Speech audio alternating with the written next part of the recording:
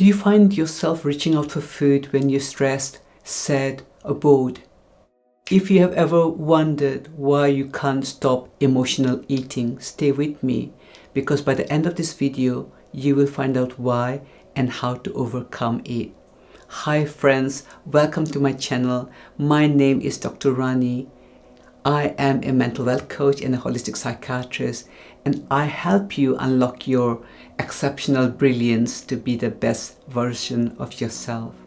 Think of your earliest memories of eating and food. We all have memories of eating together as a family. Maybe they are happy moments, maybe they are not so happy moments.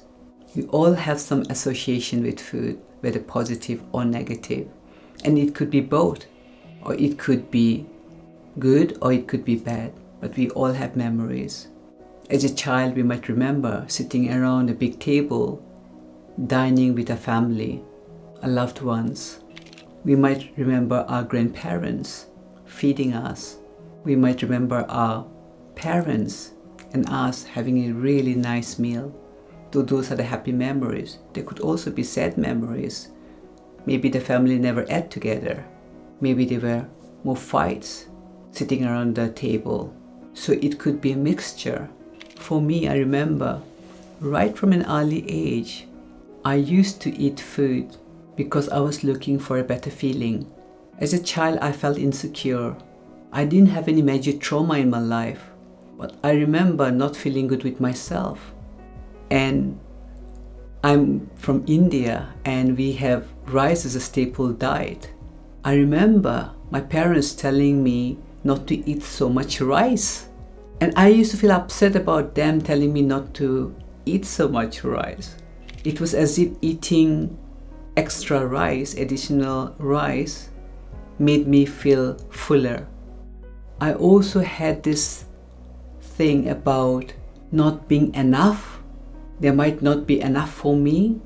There's still stories shared within the family of how I used to visit people with my mom, and when they offered us some snacks, I would gobble mine up and also take the ones from my mom's plate.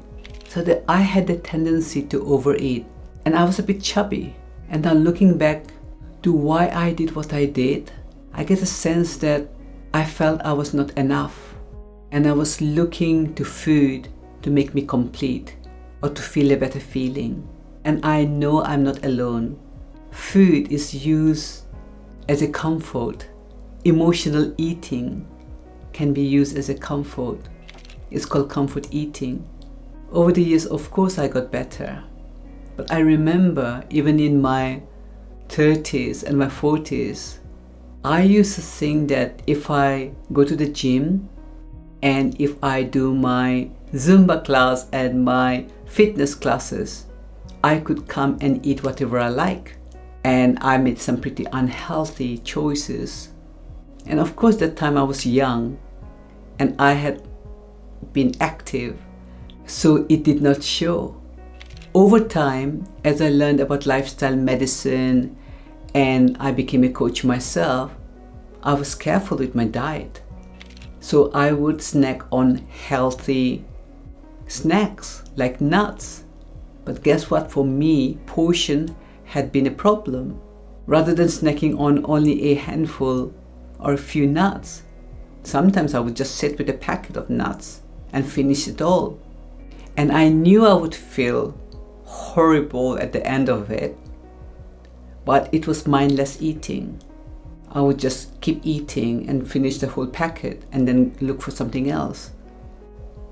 I did try to keep healthy snacks around because I knew that if I brought any unhealthy snacks like crisps, I would just finish the whole packet up. But there were times where there were unhealthy stuff lying around, and then I would find myself opening the packet and not just stopping at a few crisps, but I finished the whole packet. And why am I sharing this story about me? I know that if I went through that, someone else might have also gone through that. After all, this video is about an honest conversation about emotional eating. And I used to beat myself up. I used to feel guilty. And I knew beforehand that if I pick up the packet and start eating that nut or chocolates or crisps or whatever it is, although I might be looking for a good feeling, I will feel worse off because my body will let me know this food is not nurturing me.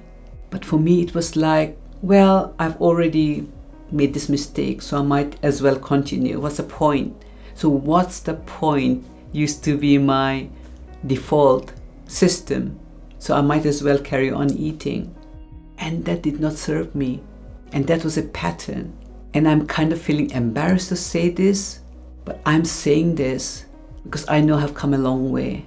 And so no matter where you are in terms of comfort eating, I want to let you know that there is a way out. We don't need to beat ourselves up. There's a better way to deal with that. If we think about food and the proper use of food, what words come to you?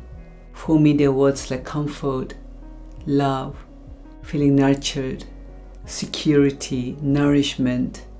But there can also be some other associations, memories, control, trying to control our emotions, trying to numb our emotions, trying to numb our state of being, or trying to change our state of being. I am saying again and again that when we are reaching out for something, whether that be food or whether that be another substance like a cigarette or alcohol or drugs, we are reaching out because we think that thing outside of us will give us a better feeling. In other words, we are all looking for a better feeling.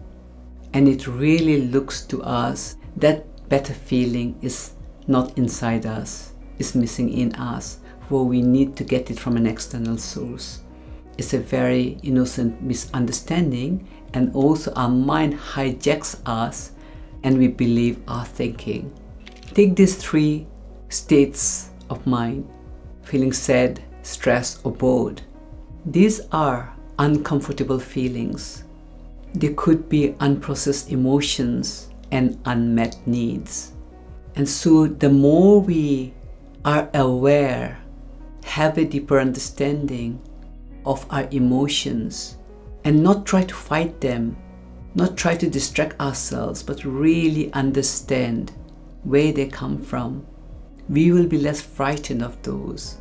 We'll be curious about how we can resolve the emotional eating in a way that helps us grow to be better version of ourselves. I can think of at least 5 different reasons why we tend to eat emotionally. The first one is the coping mechanism, like I've already said. We are looking at instant gratification to fix the way we feel. The second one is the cultural and social conditioning. Right from a very early age, we are taught to associate food with comfort, with emotional support, with love, and so food becomes a go-to when our stress levels are high. The third factor is stress and modern living. When we have a high-pressure job or we are feeling the pressure at home or at life, food becomes our go-to self-soothe. Emotional eating is not self-care, it's a self-destructive behavior. The fourth reason is hormonal imbalance. Now, if we are stressed and we are not sleeping well, and maybe we are going through hormonal changes, then we might feel concerned about our moods going up and down. So we might again turn to food to try to correct the imbalances, and we crave for more and more sugary substances. And the final reason is the lack of emotional awareness. Then we use food, like I've already explained, to numb our feelings, to meet those unmet needs, but food can't meet our unmet needs because it was not a lack of food that created our unmet needs in the first place.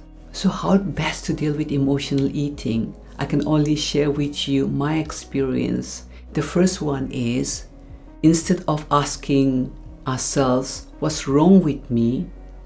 Ask ourselves, what's wrong with my current system? In a previous video, I talked about the power of systems. If we follow the mind paradigm or the psychology of mind paradigm, we will think there's something wrong with us and we need to fix ourselves. Because if we fix ourselves, then we will stop emotional eating. That's a possibility. And what I've found again and again is there's nothing wrong with me. What perhaps is not working is my current system. I've said several times in several videos about my own health and fitness journey. What I'm seeing more and more is that my previous system of eating was that I was led by my feelings. I see something, I have a feeling like, oh, it might taste like yum. And then I find myself reach out for that substance, that food. And then before I know it, I just keep eating. And then I feel guilty and I tell myself, oh well, I've already started eating. I might as well finish this whole packet. I'll start tomorrow. So that used to be my system and it was not working. My current system is more refined. My system is that I'm going to stick to 3 main meals a day and 2 snacks that's already in my meal plan. My system is that I'm going to drink enough water throughout the day. My system is to tell myself that just for today, I'm going to stick to my meal plan. And if I don't stick to my meal plan, which is very, very rare now, I choose to forgive myself and move on. So this is my current system and I'm testing it out. So this is really working for me. If you haven't read the Power of Systems book yet, please do yourself a favor and go for it. It will just change your life, literally. The second solution for emotional eating is to pause. And the best way to pause is put on a timer. Put on a timer for 10 minutes. So if you're having this craving to have a certain food or a certain substance, give yourself at least 10 minutes. And in that 10 minutes, you give yourself an opportunity to come back to the present moment. You can ask yourself, how am I doing in this moment? Am I really hungry? Or am I feeling sad, stressed, or bored, or any other uncomfortable emotion? What do I really need in this moment? What you might find is that at the end of 10 minutes, you have a choice. You might not want to anymore, and you can say, just for today, I choose not to give in to my craving. Or you can eat, but eat mindfully and make a choice to eat. So it's a choice, and also decide not to feel guilty about it. The third way to prevent emotional eating is only to buy food that you would like to store in the house, that you would like to consume. One of my clients who's working with me uses tapping on acupressure points discreetly while she's shopping. It's so tempting to just pick up that item that you know is not good for you. It's so easy to just say, one is not going to hurt while you're shopping. But the more you can ground yourself in the now, even while you're doing the shopping in a local grocery shop, and you touch a acupressure point, or you do gentle tapping, or you remind yourself that at a deeper level, you're okay, and you don't need the food to fix you, you will be making healthier choices. Finally, I want to say to you is that be gentle with yourself. Remember, this is a process, it's not perfection. It's an ongoing journey. And I invite you to consider the possibility that the more you look inwards for an answer, the more you do your own inner work by looking at your systems, by being kind to yourself, and knowing that even though you might go for comfort eating from time to time, or you have got what I used to have, unhealthy eating patterns, you can deeply and completely love and accept yourself and forgive yourself. That's the inner work, that's the healing journey. I hope this is useful. If you enjoyed this video, please consider liking and subscribing to my channel. Also, let me know your insights. Reach out to me. I would love to share with you my journey of health transformation and how I have changed my relationship with food. Until next time, take care.